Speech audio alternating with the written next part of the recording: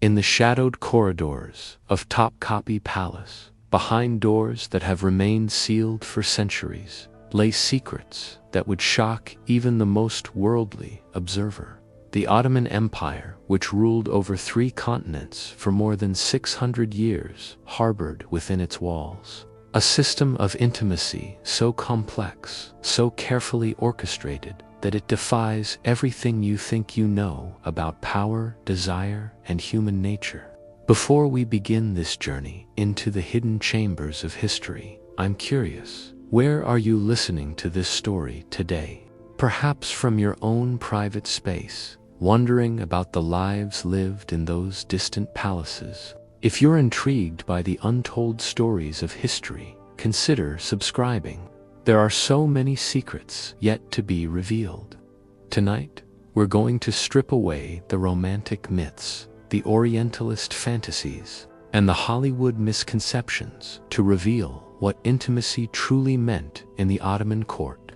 This isn't a tale of exotic pleasure gardens or willing concubines dancing for their master's delight.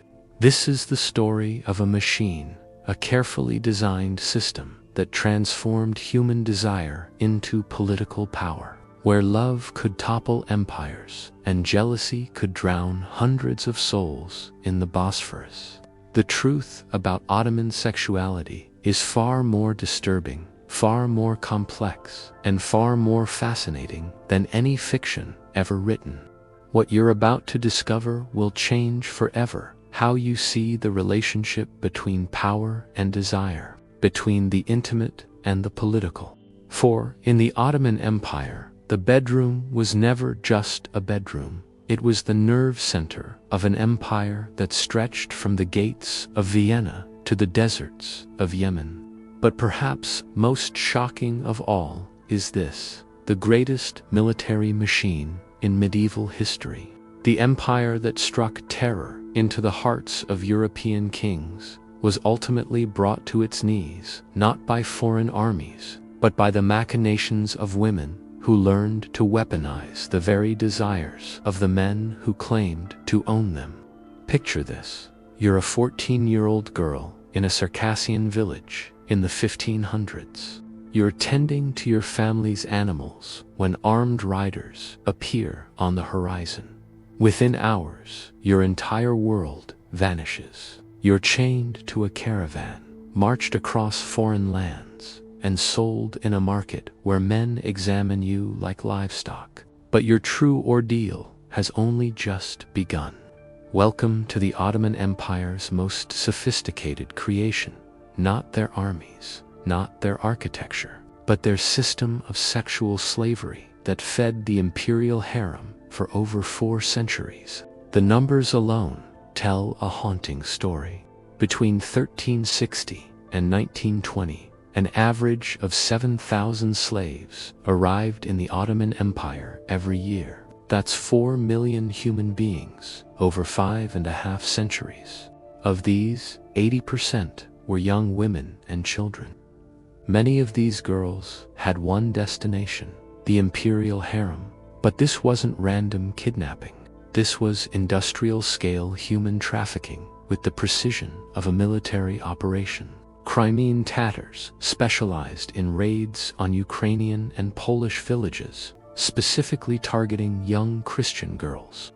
Georgian and Circassian families, devastated by poverty, sometimes sold their own daughters. The most beautiful slaves weren't sold in markets. They were reserved as gifts for the Sultan himself, offered by governors and dignitaries seeking imperial favor. The selection process was more brutal than any modern casting call. When these girls arrived in Constantinople, they faced what can only be described as dehumanizing auditions. First came the medical examination, not for their health, but for their marketability. Experienced midwives from the Sultan's harem conducted invasive virginity tests. Purity wasn't just preferred, it was mandatory. But here's where it gets truly disturbing. Ottoman physicians had developed a bizarre method for detecting diseases. They deliberately infested potential concubines with lice, believing that parasites wouldn't survive on bodies carrying leprosy, plague, or cholera. Imagine being a terrified teenage girl, far from home, having insects placed on your body as a medical test. The psychological evaluation was equally invasive. Girls were watched throughout the night. Snoring was considered a sign of mental illness. Talking in your sleep marked you as unstable. Any behavior deemed abnormal could result in immediate rejection or worse. Those who survived this gauntlet faced a month-long quarantine, followed by 2 years of intensive training that would reshape them entirely. They learned Ottoman, Turkish, Arabic, and Persian. They memorized Quranic verses. They mastered seductive dances and musical instruments like the kemange and kanan. But most importantly, they learned what the Ottomans called the arts of pleasure. Techniques of intimacy designed specifically to captivate a sultan who had access to hundreds of women. The education level in Ottoman harems was extraordinary. When we read the surviving love letters between Roxelane and Sultan Suleiman, we see sophisticated poetry, complex political analysis, and philosophical discussions. These weren't simply pleasure slaves. They were being transformed into the most educated women in the empire, capable of advising on matters of state. By the time their training ended, these girls had been completely remade. They had new names, new identities, new purposes. The frightened village girl was gone, replaced by an Ottoman concubine who understood that her survival depended not just on her beauty, but on her intelligence, her cunning, and her ability to navigate the most dangerous political environment in the world. The harem of Suleiman the Magnificent housed 300 women. By the time of Sultan Murad III, that number had swollen to over 1,000. By the late Ottoman period, some records suggest numbers reaching nearly 2,000 women in a single palace complex. These weren't just concubines. They were an entire shadow society with its own economy, its own political system, its own brutal hierarchies. Most of these women would never even see the Sultan, let alone share his bed. They existed in a liminal state, neither free nor entirely enslaved, waiting for an opportunity that might never come, while the few who caught the imperial eye wielded influence that could reshape the fate of nations. The machine was designed for one purpose: to ensure that the most powerful man in the world remained dependent on a system that the palace could control. But like all machines built on human desire, it contained the seeds of its own destruction. In the depths of Ottoman palaces, where marble corridors echoed with whispered secrets, moved figures that embodied the empire's most profound contradictions. They were neither fully male nor female, neither entirely powerless nor completely free. They were the eunuchs, the castrated guardians of the imperial harem, whose very existence revealed the Ottoman Empire's complex relationship with sexuality, power, and control. To understand the Ottoman harem, you must first understand its guardians. These weren't simply servants or decorative elements. They were the living bridges between the forbidden world of women and the political machinery of empire. Without them, the entire system would have collapsed. The creation of a eunuch was an act of calculated brutality that would horrify modern sensibilities. Young boys, typically between 8 and 12 years old, were subjected to what amounted to surgical torture. The procedure was usually performed by Coptic Christians in Egyptian monasteries, particularly at Abu Ghraib on Mount Gebel Eater, since Islamic law forbade Muslims from performing castration. The operation itself was medieval in its cruelty. The child was strapped to a chair, his penis and testicles bound with rope and severed with a single razor cut. To stop the hemorrhaging, boiling oil was poured over the wound. A bamboo catheter was inserted to prevent the urethral passage from sealing shut. The boy was then buried neck-deep in hot sand for 4 to 5 days, emerging either dead or forever changed. The mortality rate was staggering. 9 out of every 10 boys died from infection, blood loss, or shock. Those who survived faced a recovery period of months, during which they were completely dependent on their captors. By the time they healed, their old lives were nothing but memory. But here's what makes this story even more complex. Many of these boys weren't forced into castration. Some volunteered.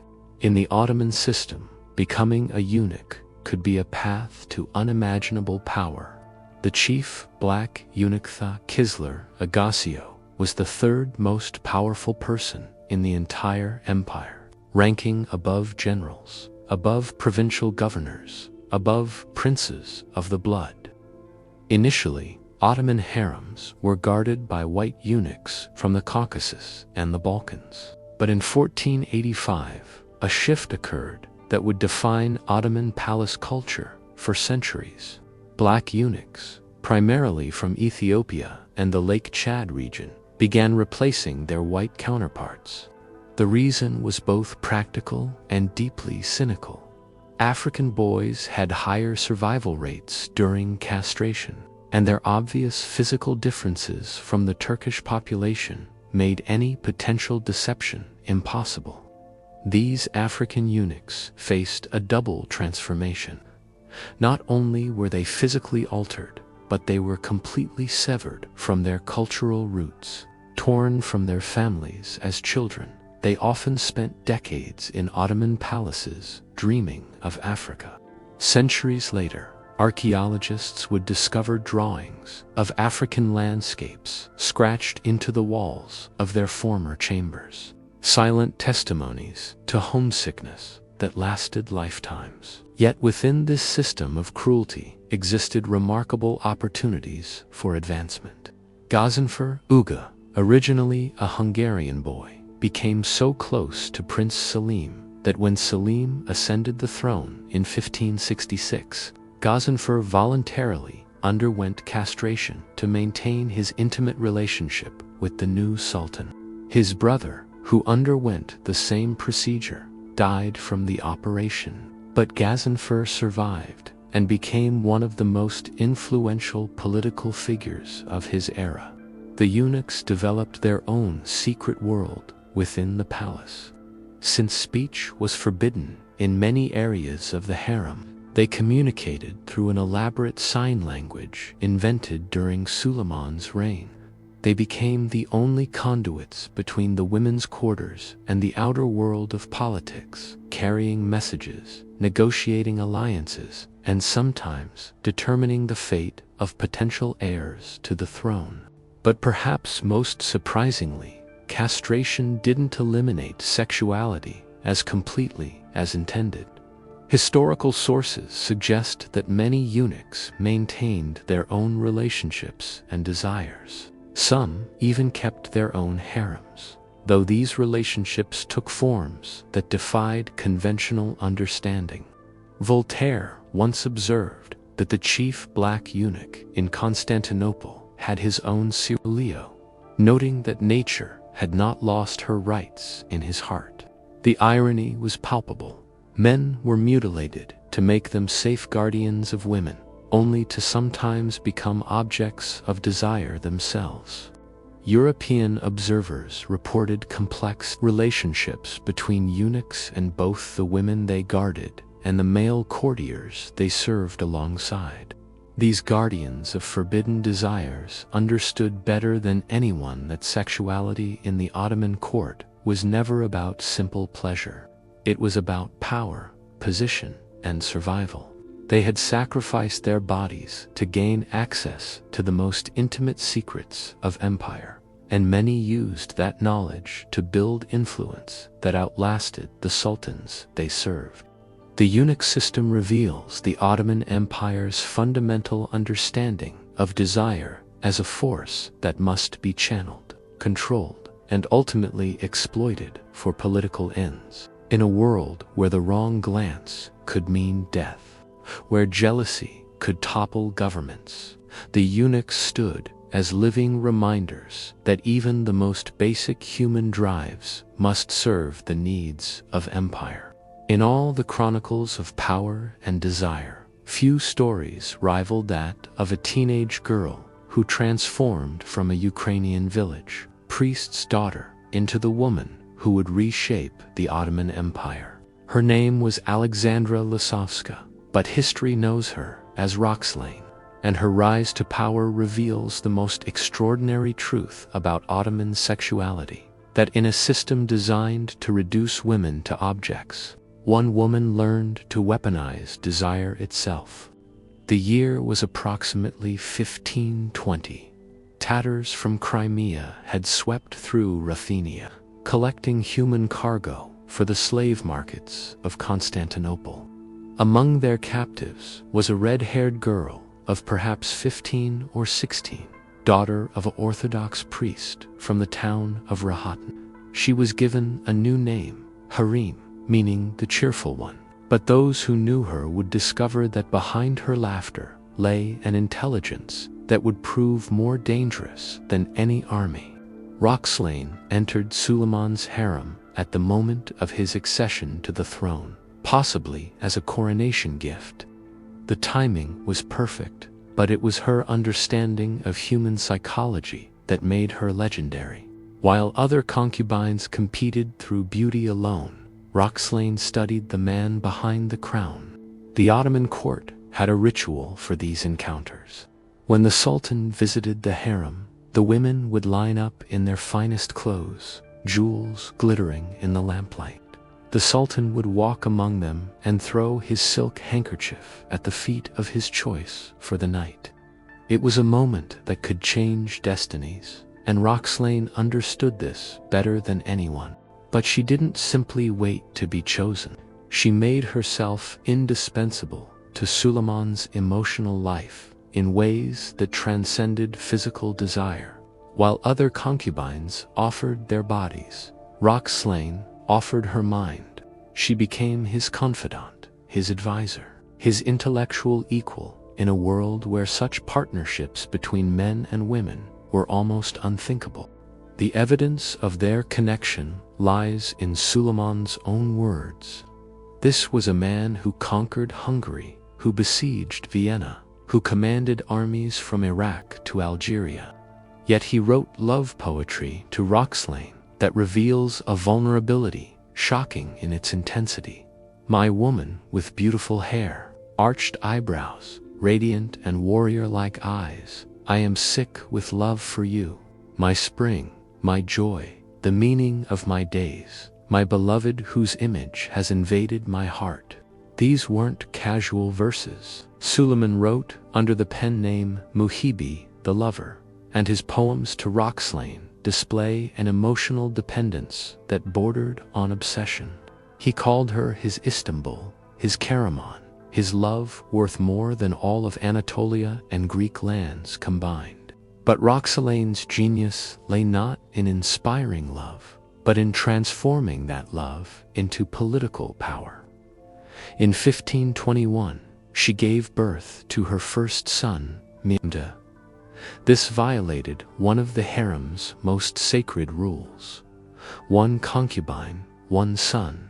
Traditionally, once a concubine bore a male heir, the Sultan would never touch her again, ensuring that succession disputes wouldn't arise from competing maternal interests. Roxelane shattered this system. She convinced Suleiman to continue their relationship, eventually bearing him 4 sons and 1 daughter. Each birth strengthened her position, but it also made her enemies more desperate. Mahidevran, mother of Suleiman's eldest son Mustafa, had once been the first consort. Now she watched as this newcomer accumulated not just children, but unprecedented influence.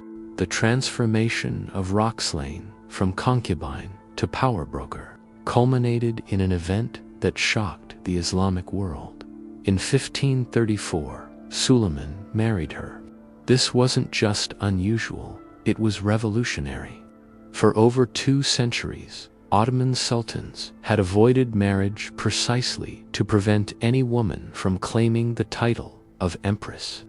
Roxelane became the first and last concubine to achieve this status. Her methods were as sophisticated as they were ruthless. When Ibrahim Pasha, Suleiman's childhood friend and Grand Vizier, began supporting Prince Mustafa's claim to succession, Roxelane systematically destroyed him.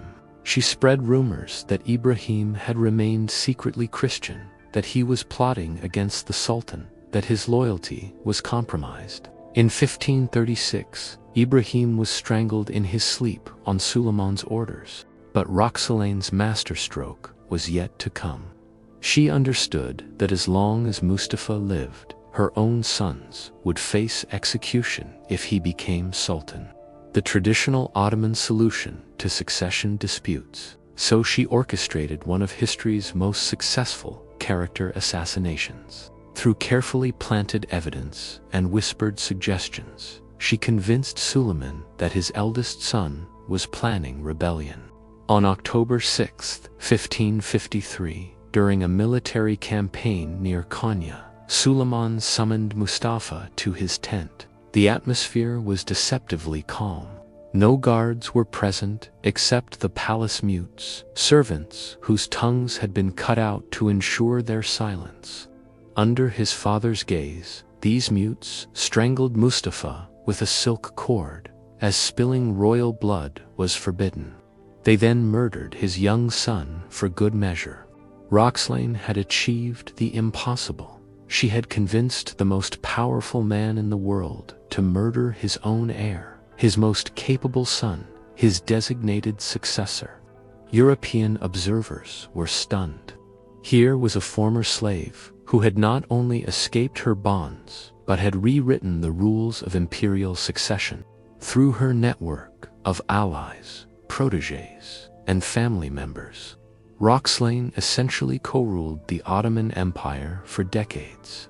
She corresponded with foreign diplomats, influenced military campaigns, and placed her supporters in key positions throughout the government. When she died in 1558, she left behind not just children who would inherit the throne, but a completely transformed understanding of how power could be exercised through intimacy. Her tomb lies beside Suleiman's in the Suleimani Mosque, a final testament to a love affair that changed the course of history. But her true legacy lies in what she revealed about the Ottoman system itself, that in a world built on absolute male authority, the cleverest women learned to make that authority dependent on their presence, their wisdom, and their ability to fulfill needs that went far beyond the physical. Roxelane proved that in the politics of desire, the supposedly powerless could become the puppet masters, and that the most effective conquests sometimes happened not on battlefields, but in the intimate spaces where hearts and minds were one. Behind the golden doors of Topkapi Palace lay a world governed by rituals so elaborate, so precisely choreographed, that they transformed human desire into theatrical performance.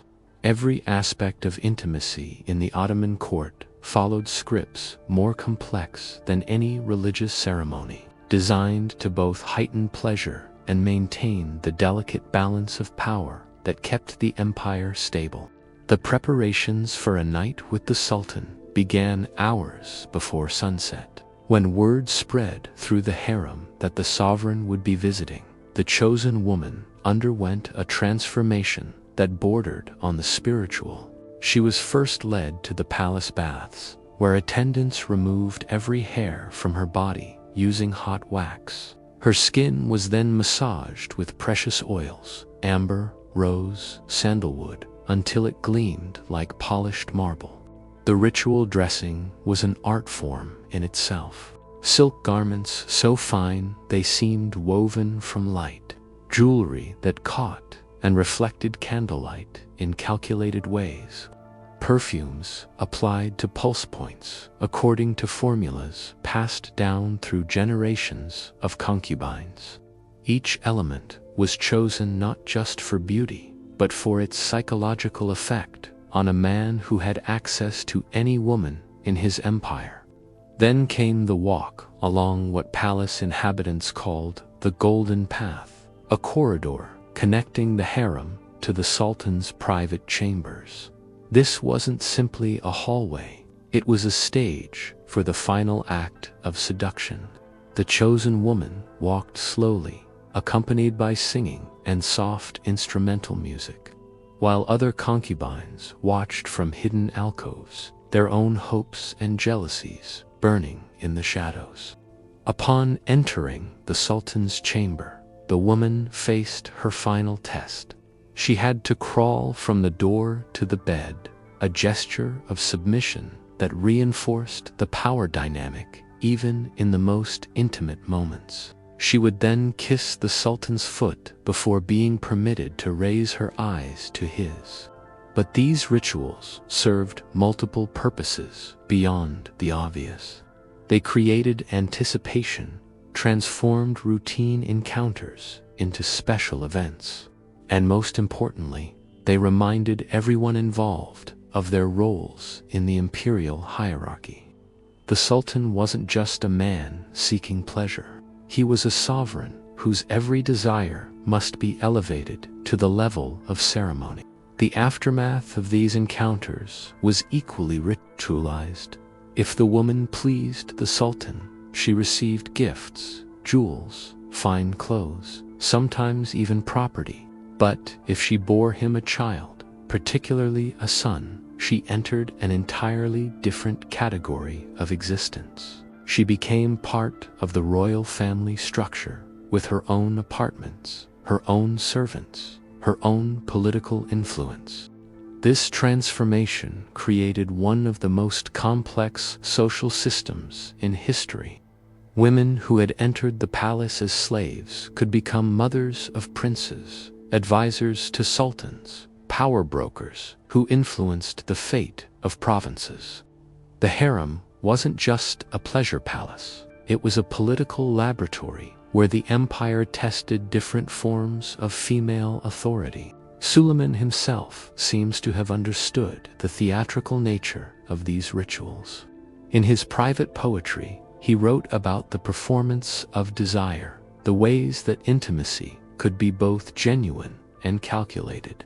His verses to Roxelane often blur the line between personal passion and political alliance, suggesting a man who recognized that in his position, every emotion carried implications for imperial stability. The most successful concubines learned to read these subtleties perfectly. They understood when to be passionate and when to be strategic, when to compete with other women, and when to form alliances with them. They mastered the art of making themselves indispensable, not just as lovers, but as counselors, as mothers, as political allies. But these rituals also revealed the profound loneliness of imperial power. Suleiman, for all his authority, could never be certain whether any woman's affection was genuine or performed. Every intimate moment was shadowed by the knowledge that his partner's life depended on pleasing him, that her emotions might be calculated rather than spontaneous. This uncertainty created its own form of vulnerability. Sultans became dependent on women who had learned to perform authenticity so convincingly that even they sometimes couldn't distinguish between their genuine feelings and their survival strategies. In trying to control desire through ritual, the Ottomans created a system where manipulation became indistinguishable from love, where the performance of intimacy sometimes became more powerful than intimacy itself.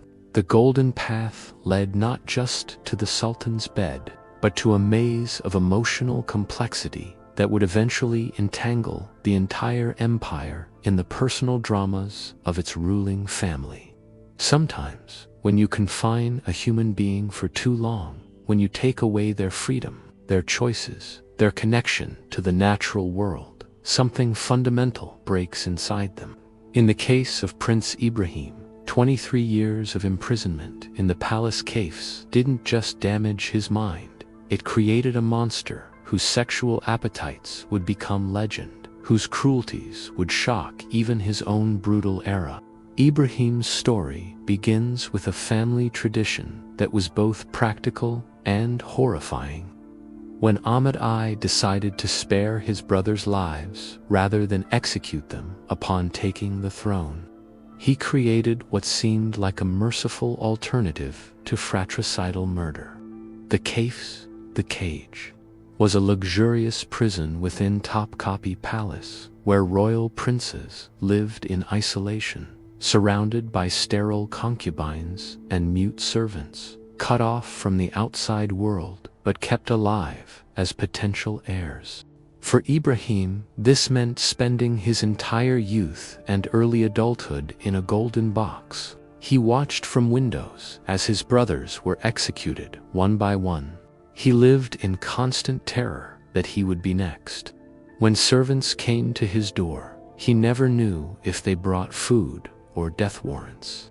This existence would have broken most men, but Ibrahim survived to inherit an empire and to unleash decades of accumulated frustration on his subjects. When the Grand Vizier finally came to announce that Ibrahim was now Sultan after his brother Murad's death, the prince was so traumatized that he barricaded himself in his chambers, certain it was a trick. Only when Murad's corpse was displayed beneath his window did Ibrahim finally accept the throne. He was 25 years old and had never known freedom. What happened next reveals the dangerous intersection of absolute power and damaged psychology. Ibrahim threw himself into hedonistic excess with the desperate intensity of a man trying to experience everything he had been denied. He commissioned rooms lined entirely with precious furs. He had mirrors installed throughout the palace to multiply his reflection and create infinite visual perspectives on his desires. His sexual appetites became the stuff of dark legend. Ibrahim developed an obsession with obese women, reportedly because their size represented abundance and luxury, everything his confined existence had lacked. His favorite concubine, Zivakar Sultan, was known throughout Constantinople as the fattest woman in the capital. European ambassadors, accustomed to their own monarch's excesses, wrote home in shocked tones about Ibrahim's peculiar preferences. But Ibrahim's appetites extended beyond the merely unusual into the realm of the genuinely disturbing. He organized races where naked concubines ran through palace corridors while he watched from elevated platforms. He would then select winners for his immediate attention, neighing like a stallion during the encounters that followed. These weren't private perversions, they were public spectacles that turned human beings into entertainment. The palace tried to feed his appetites, hoping that satisfaction might calm his increasingly erratic behavior. His mother, Kaksem Sultan, supplied him with an endless stream of aphrodisiacs and new concubines. By some accounts, Ibrahim's harem swelled to over 280 women, far beyond what even the most sexually active man could reasonably manage. This wasn't about pleasure anymore. It was about hoarding, about possessing symbols of power rather than engaging with human beings. The breaking point came through the machinations of another concubine known to history only as Sugar. Like many harem women, she understood that the path to influence lay through the Sultan's paranoia rather than his pleasure. One night, as she lay beside Ibrahim, Sugar whispered a devastating lie. One of his concubines had been unfaithful with an outsider. Ibrahim's reaction revealed the depth of his psychological damage. Rather than investigating the claim or punishing a specific individual, he ordered the massacre of his entire harem. All 280 women were bound in weighted sacks and thrown into the Bosphorus Strait. Only one survived, possibly Sugar herself, who may have orchestrated the massacre to eliminate her rivals and ensure her unique position. This wasn't the impulsive act of a madman, but the calculated cruelty of a man who had learned to see human beings as disposable possessions. Ibrahim had internalized the logic of the harem system so completely that he could destroy hundreds of lives to solve a problem that might not have existed. European ambassadors reported other atrocities: concubines beaten to death for minor infractions, servants executed for imagined slights, entire households murdered on imperial whims. Ibrahim's reign became a catalog of sexual violence elevated to state policy. Perhaps most disturbing was an incident involving a heifer. While riding through the countryside, Ibrahim became fascinated by the animal's genitalia. He ordered golden replicas to be cast and distributed throughout the empire, with instructions to find a woman with similar proportions.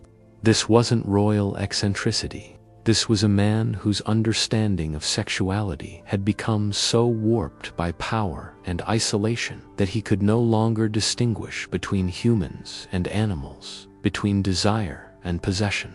Ibrahim's story ended, as it had to, with his own destruction. After 8 years of increasingly uncontrollable behavior, the religious authorities, military commanders, and even his own mother conspired against him.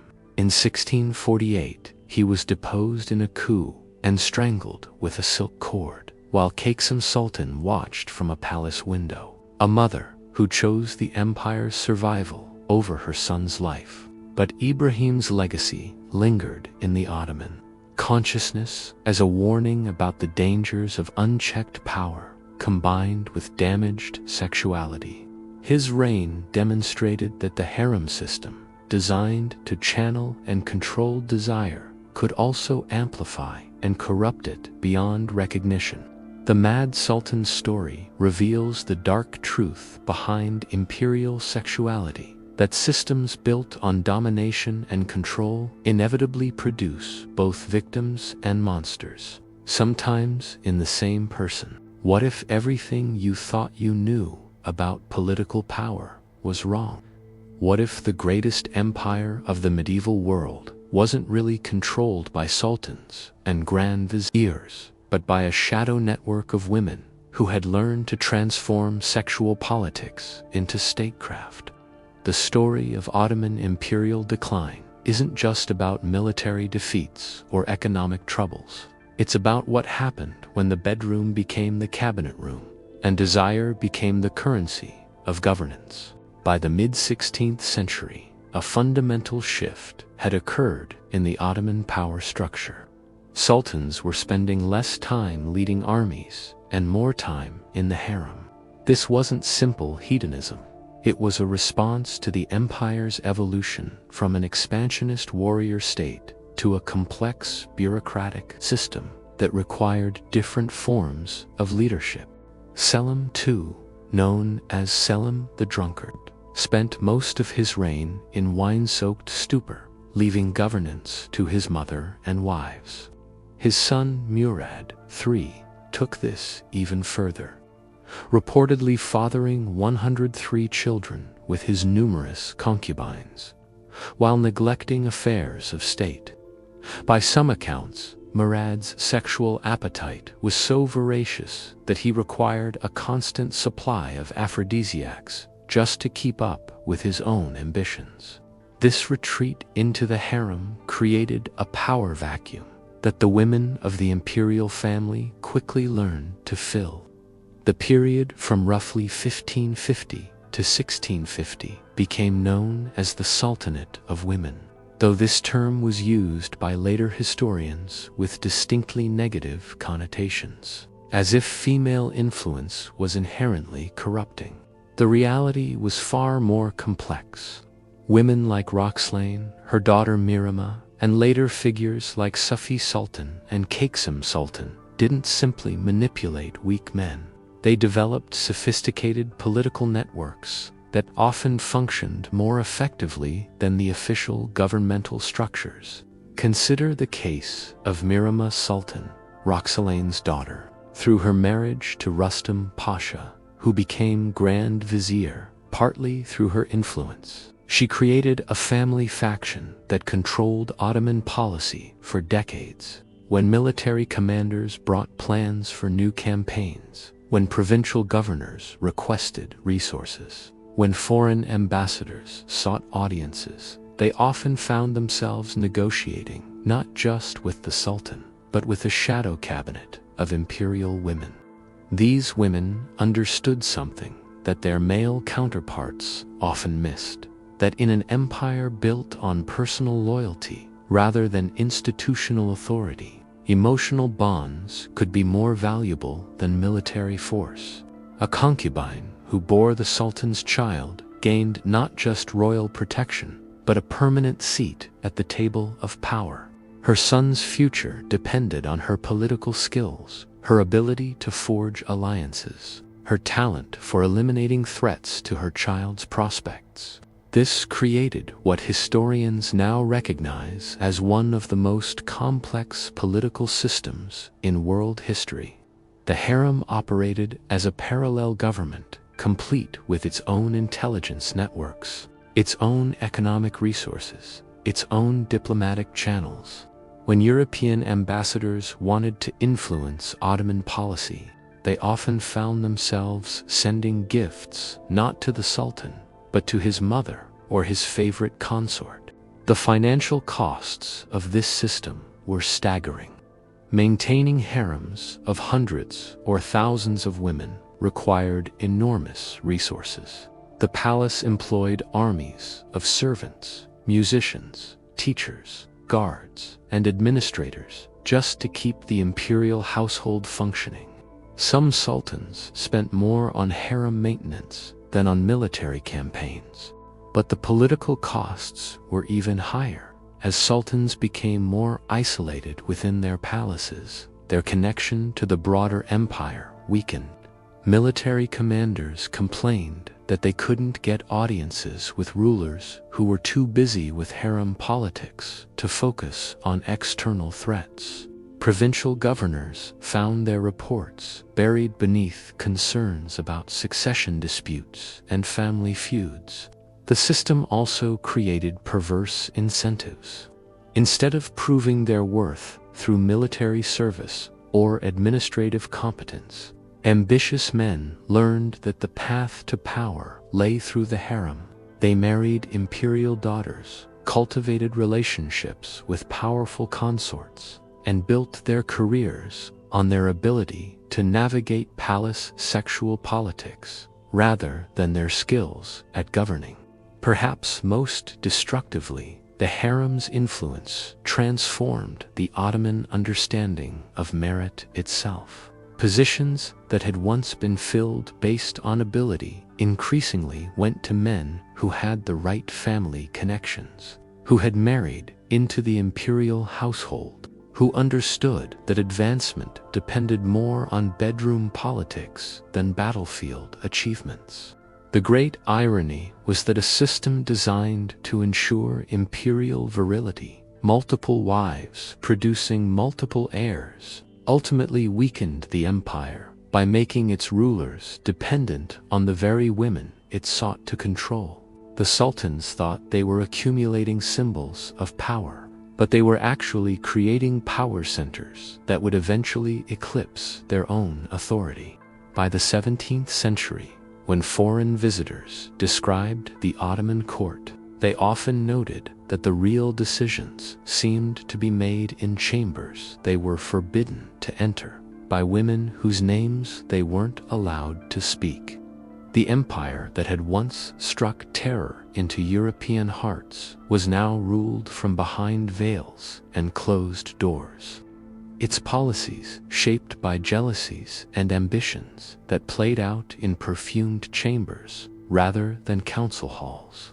This wasn't the decline of Ottoman power, it was its transformation into something unprecedented in world history. An empire where sexual politics had become indistinguishable from statecraft, where the personal had become permanently political, and where the bedroom had emerged as the ultimate seat of authority. In the labyrinthine politics of the Ottoman court, no figures were more paradoxical than the eunuchs who rose from the depths of slavery to positions that rivaled sultans themselves. Their stories reveal perhaps the most disturbing aspect of Ottoman sexuality: how the empire transformed sexual mutilation into a pathway to unprecedented power, creating a class of men who gained authority precisely through the loss of their manhood. The apex of this system was embodied in the figure of the Kisler Agassi, the chief black eunuch. This position, established in 1574, represented one of the most remarkable reversals of fortune in human history.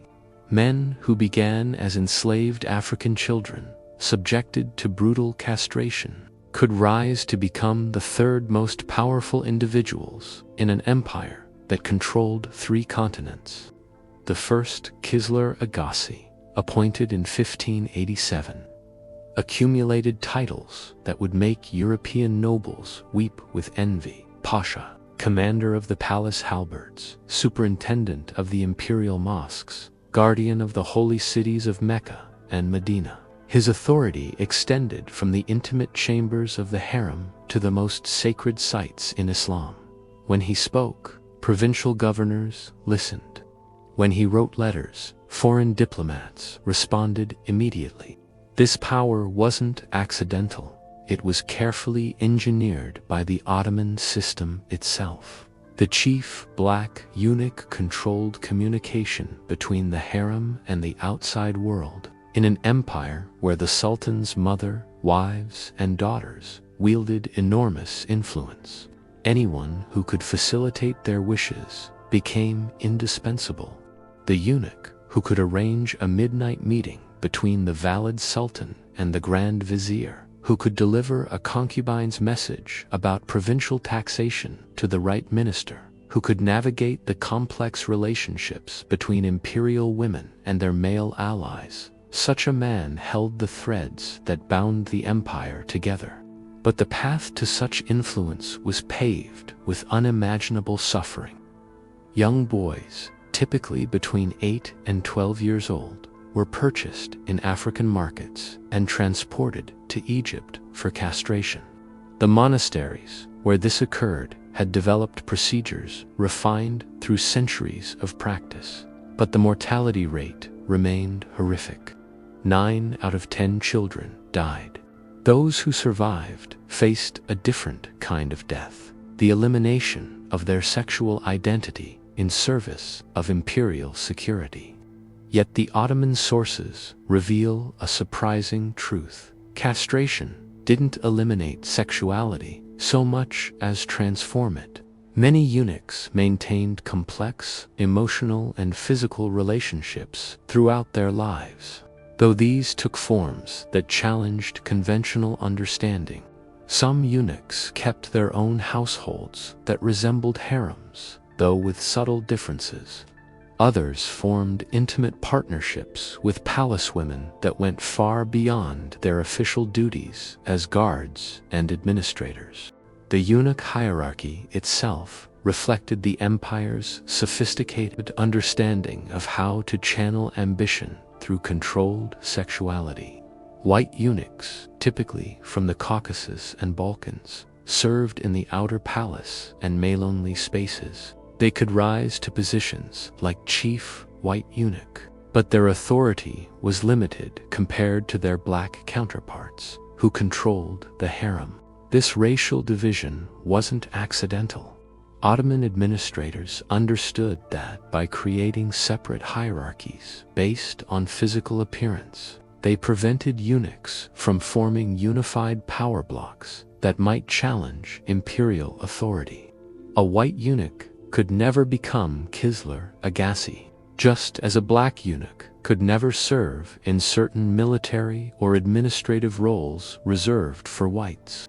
The psychological profile of successful eunuchs reveals fascinating insights into how humans adapt to extreme circumstances. Many developed what modern psychology might recognize as survival mechanisms, an ability to read subtle social cues, to anticipate needs before they were expressed, to navigate complex emotional landscapes without triggering dangerous jealousies.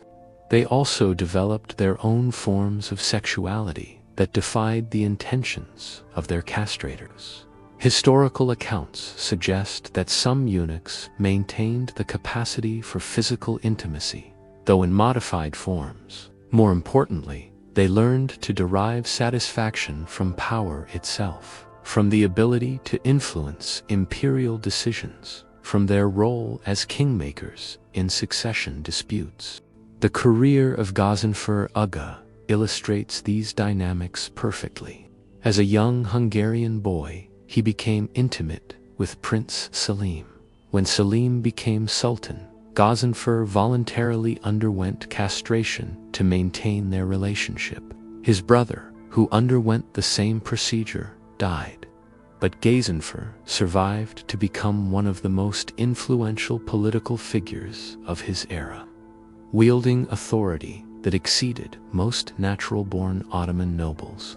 This voluntary castration reveals something profound about Ottoman court culture, that access to imperial intimacy was so valuable that some men willingly sacrificed their sexual capacity to maintain it.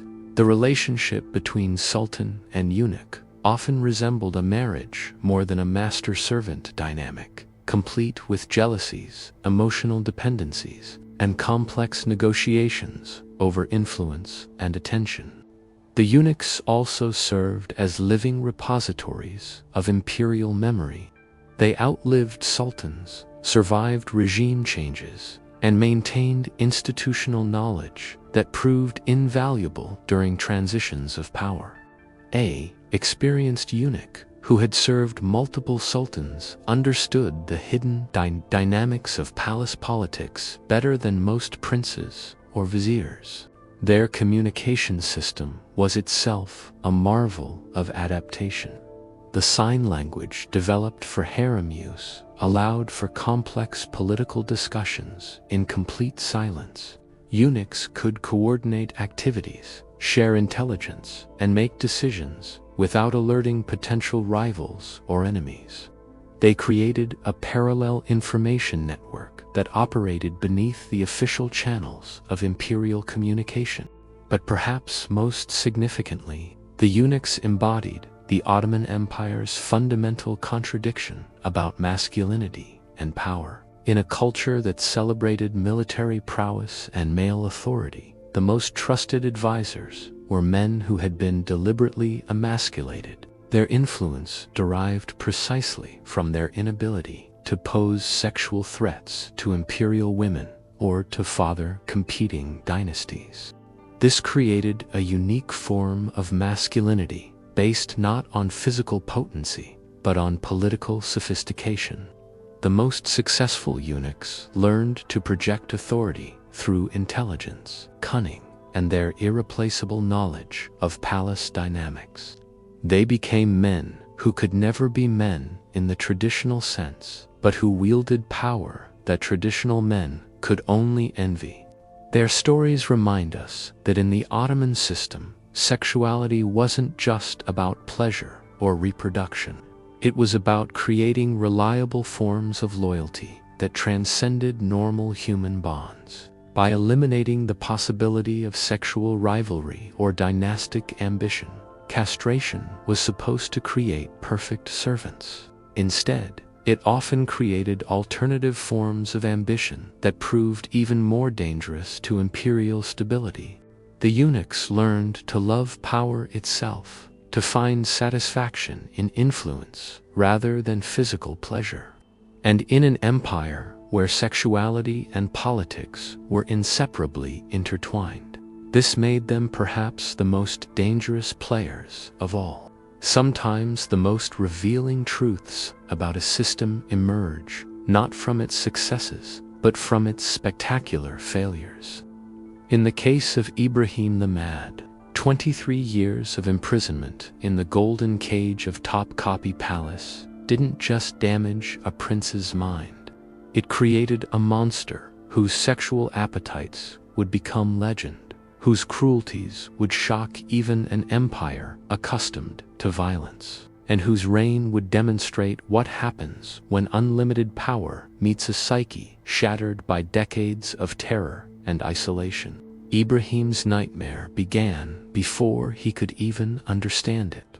Born in 1615 as the son of Sultan Ahmed I, he was barely 2 years old when his father died and the succession wars began. The Ottoman solution to preventing civil conflict was brutal in its simplicity: eliminate potential rivals.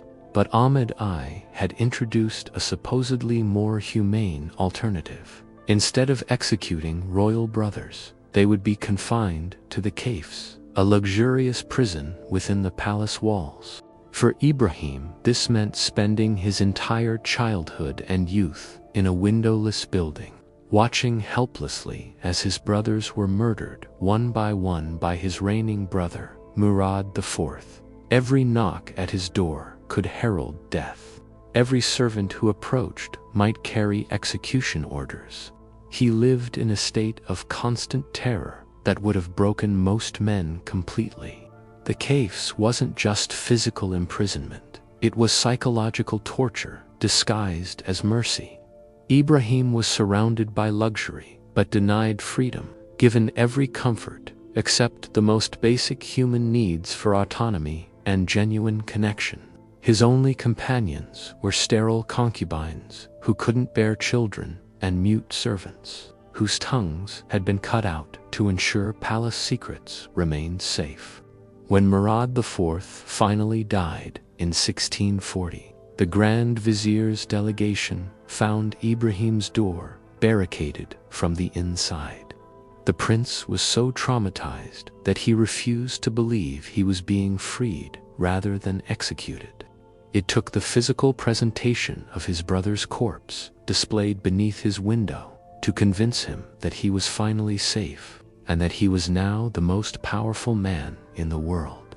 What emerged from that golden cage was a man whose understanding of sexuality had been warped beyond recognition.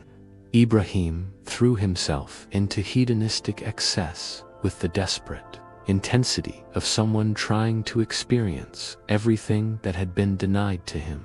But his appetites weren't just excessive, they were profoundly disturbed.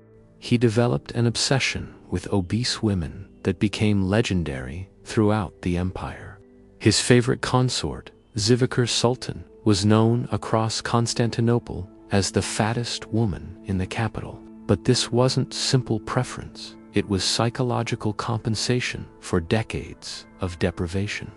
Ibrahim equated physical abundance with security, size with protection from the scarcity that had defined his imprisoned youth. His sexual rituals became increasingly bizarre and public. He organized races where naked concubines ran through palace corridors, while he watched from elevated platforms, neighing like a stallion during his selections. He commissioned rooms lined entirely with expensive furs from floor to ceiling, creating environments that resembled animal dens more than human chambers. The palace tried desperately to satisfy his escalating demands. His mother, Kaksum Sultan, supplied endless streams of aphrodisiacs and new women, hoping that satiation might calm his increasingly erratic behavior. By 1645, Ibrahim's harem had swollen to over 280 women, far beyond what any man could reasonably manage, revealing that this wasn't about pleasure, but about hoarding symbols of power and control. Perhaps the most disturbing incident involved a cow he encountered while riding in the countryside. Ibrahim became fascinated by the animal's genitalia and ordered golden replicas to be cast and distributed throughout the empire, with instructions to find women with similar proportions. This wasn't royal eccentricity. This was a man whose sense of sexuality had become so distorted that he could no longer distinguish between humans and animals. The breaking point came through the machinations of a concubine known only as Sugar. Understanding that Ibrahim's paranoia could be weaponized, she whispered a devastating lie as they lay together one night. One of his concubines had been unfaithful with an outsider. Someone in his precious collection had been contaminated by another man's touch. Ibrahim's reaction revealed the full extent of his psychological damage. Rather than investigating the accusation or seeking evidence, he ordered the immediate execution of his entire harem. All 280 women were to be eliminated, not because of anything they had done, but because he could no longer distinguish between reality and paranoia, between individual guilt and collective contamination. The method of execution was as revealing as the decision itself. Each woman was bound in a weighted sack and thrown into the Bosphorus Strait. This wasn't the quick death of the executioner's blade, but a prolonged drowning that allowed time for terror and regret. Only one woman survived, possibly Sugar herself, the architect of this mass murder, who may have orchestrated the entire scenario to eliminate her rivals and ensure her unique position. European ambassadors, accustomed to their own monarch's cruelties, were stunned by the scale of Ibrahim's violence. Here was a ruler who had murdered more people in a single night than most kings killed in entire campaigns. But this wasn't strategic violence or military necessity. This was the sexual insecurity of a damaged man elevated to absolute power. Ibrahim's other excesses became legendary throughout the empire. He commissioned rooms lined entirely with expensive furs because the texture reminded him of the animal warmth he had been denied during his cold years of imprisonment. He organized elaborate games where concubines raced naked through palace corridors, while he watched from elevated platforms, selecting winners for immediate sexual encounters that resembled hunting more than intimacy. His appetite for the grotesque extended beyond human partners. The infamous incident with the cow occurred during one of his rare excursions outside the palace, observing a heifer in a field. Ibrahim became fascinated by the animal's genitalia and ordered golden replicas to be cast and distributed throughout the empire, with instructions to find women with similar proportions. This wasn't royal eccentricity. This was a man whose understanding of sexuality had become so corrupted that he could no longer differentiate between humans and animals. The palace staff struggled to manage Ibrahim's escalating demands. His consumption of aphrodisiacs reached levels that concerned even his personal physicians. His sexual encounters often involved violence that left participants injured or traumatized. His mood swings became so unpredictable that servants drew lots to determine who would bring him news, knowing that the messenger might be executed simply for the content of their reports. Perhaps most disturbing was Ibrahim's relationship with his own children.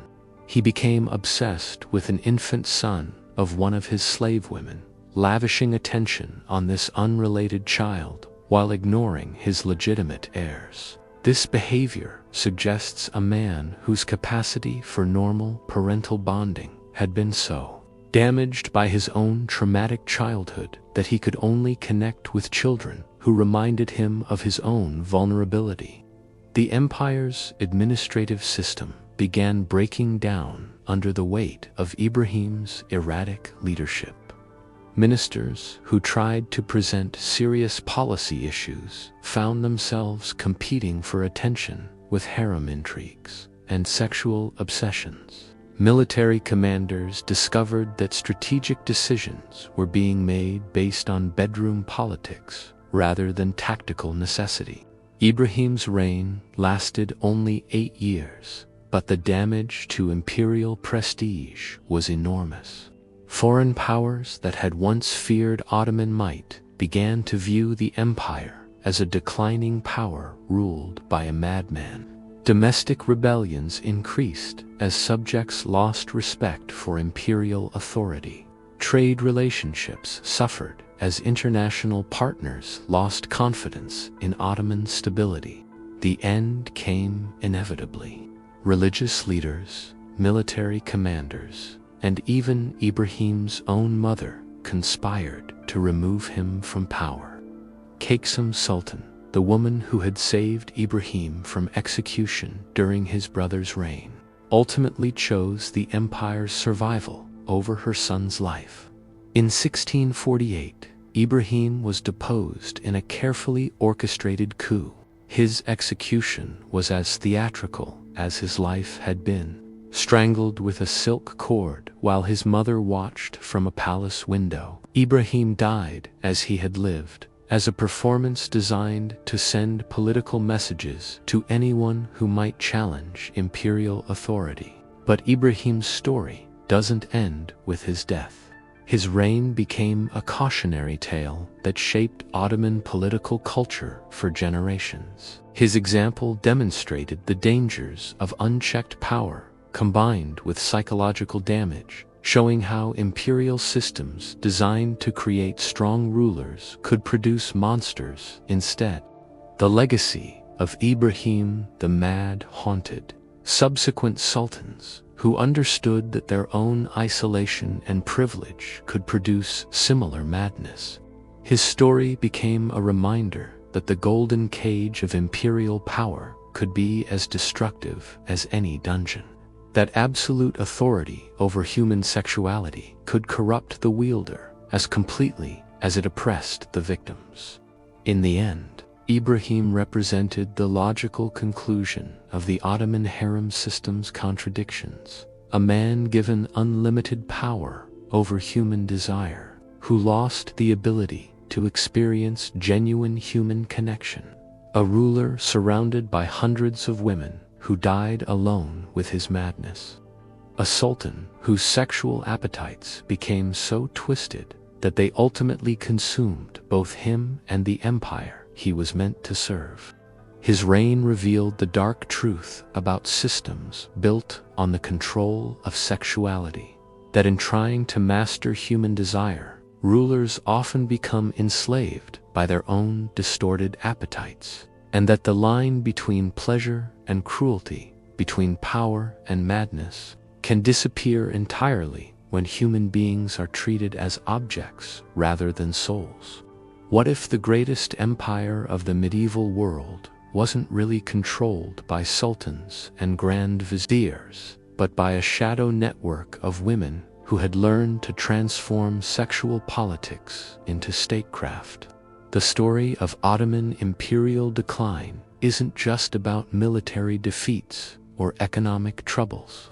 It's about what happened when the bedroom became the cabinet room and desire became the currency of governance. By the mid-16th century, a fundamental shift had occurred in the Ottoman power structure. Sultans were spending less time leading armies and more time in the harem. This wasn't simple hedonism. It was a response to the empire's evolution from an expansionist warrior state to a complex bureaucratic system that required different forms of leadership.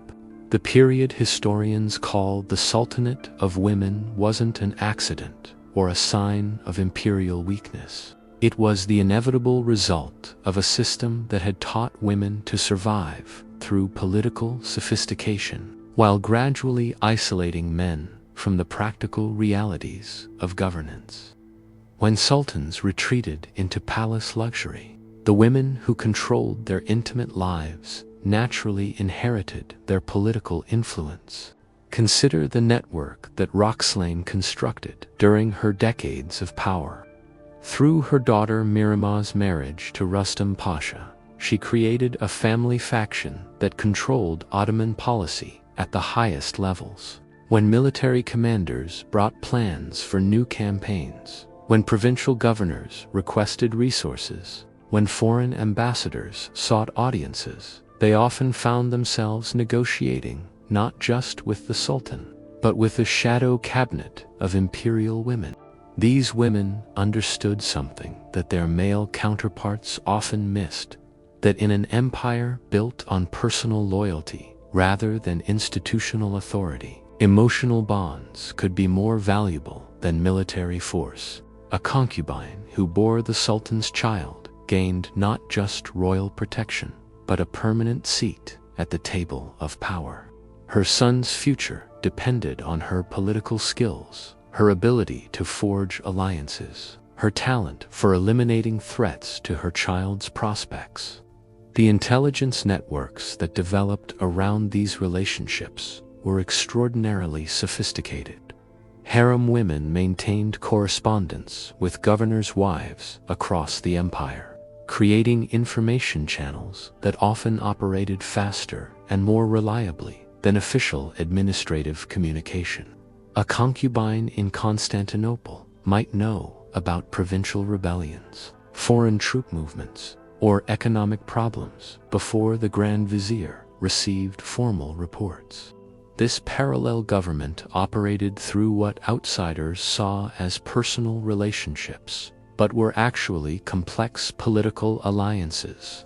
When the valid sultan, the reigning sultan's mother, expressed preferences about provincial appointments, military strategies, or diplomatic initiatives, she wasn't just offering opinions. She was directing policy through networks of obligation and loyalty that stretched throughout the imperial system. The marriage system for imperial daughters became another instrument of political control.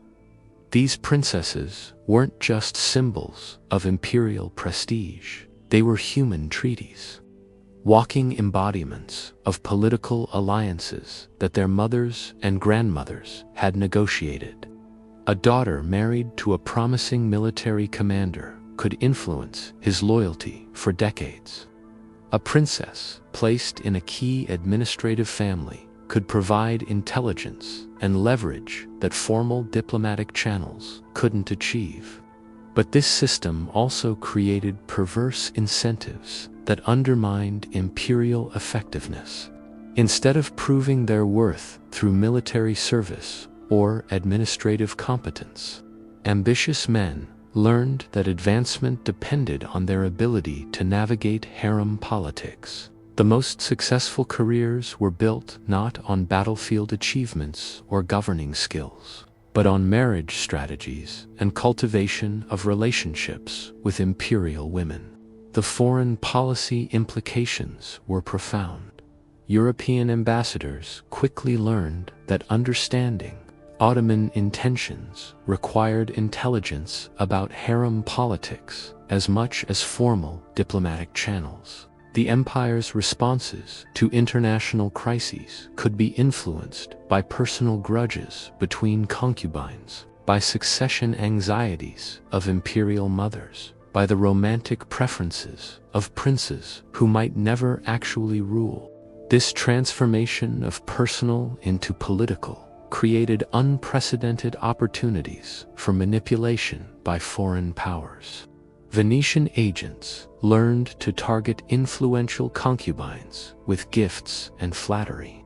Persian diplomats discovered that the right word to the right woman could influence Ottoman military strategy more effectively than formal negotiations with viziers. The system reached its peak of dysfunction during the reign of Ahmed III in the early 18th century. Contemporary observers reported that real power had shifted so completely to the harem that the Sultan himself had become little more than a ceremonial figure.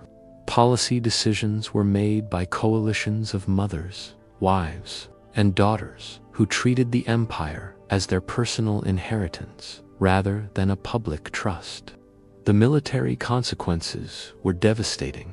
Ottoman armies found themselves commanded by generals chosen for their family connections rather than their tactical abilities. Strategic decisions were influenced by the need to protect particular princes or advance specific marriage alliances rather than by military necessity. The empire that had once struck terror into European hearts increasingly appeared as a declining power controlled by petty domestic intrigues. Yet the women who wielded this influence were often more politically astute than the men they replaced. Figures like Qasim Sultan demonstrated understanding of imperial administration that rivaled the most experienced viziers. Their problem wasn't incompetence, but the inherent contradiction of exercising power through systems designed to deny them authority. The tragedy was that this concentration of female political talent within the harem prevented its application to broader imperial challenges. Women who might have been brilliant administrators, diplomats, or military strategists instead channeled their abilities into the narrow sphere of palace politics, leaving the empire without the full range of human resources it needed to compete with modernizing European powers.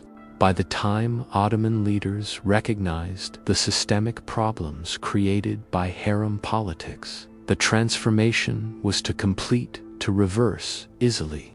The empire had become dependent on a form of governance that prioritized personal relationships over institutional effectiveness, emotional manipulation over rational policymaking, and short-term family interests over long-term imperial survival. The bedroom had indeed become the seat of power, but it proved to be a foundation too narrow and unstable to support the weight of empire in an increasingly competitive world. As we reach the end of our journey through the hidden chambers of Ottoman history, we're left with reflections that shatter many of our assumptions about power, desire, and human nature itself. The empire that once controlled 3 continents ultimately fell not to foreign conquest, but to the contradictions embedded in its own approach to sexuality and governance. The bottom line is stark and surprising. The Ottoman harem was never primarily about pleasure or even reproduction. It was the world's most sophisticated system for converting human sexuality into political control, for transforming desire into dependency, for making the most powerful men on earth emotionally reliant on systems they believed they commanded. Roxelane's rise from Ukrainian village girl to Kurula of an empire wasn't a romantic fairy tale. It was a masterclass in psychological manipulation that revealed how seemingly powerless people could gain control over their oppressors through understanding their deepest needs. Ibrahim the Mad's descent into sexual violence and ultimate destruction showed what happened when unlimited power met minds broken by the very systems designed to preserve imperial strength. The eunuchs who guarded these chambers embodied the empire's fundamental contradictions. Men who gained authority through losing their manhood, slaves who became kingmakers, guardians who sometimes posed greater threats than the enemies they were meant to protect against. Their stories remind us that in systems built on control, those who appear most controlled often understand power most intimately. Perhaps most significantly, the invisible women, the thousands who never achieved recognition, never gained influence, never escaped their golden prisons, revealed the true cost of treating human sexuality as a resource to be harvested rather than an aspect of human dignity to be respected. Their forgotten lives remind us that behind every spectacular rise to power lay countless anonymous sacrifices. The architecture, the economics, the violence, the politics, all of these elements worked together to create a machine that was simultaneously the empire's greatest strength and its fatal weakness. The system that produced Roxelane's political genius also created Ibrahim's murderous madness. The institution that allowed for unprecedented female political influence also trapped thousands of women in lives of elegant desperation. What the Ottoman experience teaches us transcends historical curiosity. It reveals how societies organize desire, how power relationships shape intimacy, and how systems designed to control human sexuality inevitably create their own forms of resistance and corruption. The sultans thought they were collecting beautiful objects, but they were actually creating political actors who would eventually surpass them in sophistication and influence. The myths persist: Western fantasies of exotic pleasure palaces, romantic legends of love conquering cultural barriers, Orientalist dreams of sensual Eastern mysteries. But the reality was far more complex and far more human. The Ottoman harem was a laboratory where people tested the limits of what humans could endure and achieve under extreme circumstances, where survival required forms of intelligence and adaptation that most of us will never need to develop. Today, as we debate questions of power, consent, and human agency in our own societies, the Ottoman example offers both warnings and insights. It shows us how easily systems of control can be rationalized, how quickly the exceptional can become normal, and how human beings can find ways to assert their dignity, even within structures designed to deny it. The chambers of Topkapi Palace are silent now, their secrets preserved in marble and memory.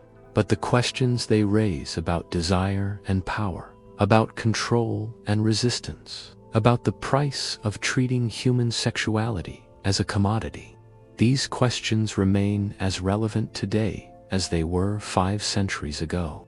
In the end, the Ottoman harem reveals a truth that every society must grapple with, that how we organize our most intimate relationships reflects who we are as civilizations, and that systems built on the exploitation of human desire ultimately corrupt both the exploited and the exploiters. The story of Ottoman sexuality isn't ancient history. It's a mirror that reflects our own ongoing struggles to balance individual freedom with social order, personal fulfillment with political stability, and the eternal human search for authentic connection in worlds that often seem designed to prevent it. The echoes of those whispered conversations, those midnight conspiracies, those moments of genuine love discovered within systems of artificial control, they remind us that even in the most constraining circumstances, the human spirit finds ways to assert its fundamental need for dignity, connection, and authentic expression. Perhaps that's the most important lesson from the hidden chambers of the Ottoman Empire, that no system of control, however sophisticated, can entirely eliminate the human capacity for both love and resistance, for both adaptation and transcendence, for both survival and the endless search for something more meaningful than mere survival itself.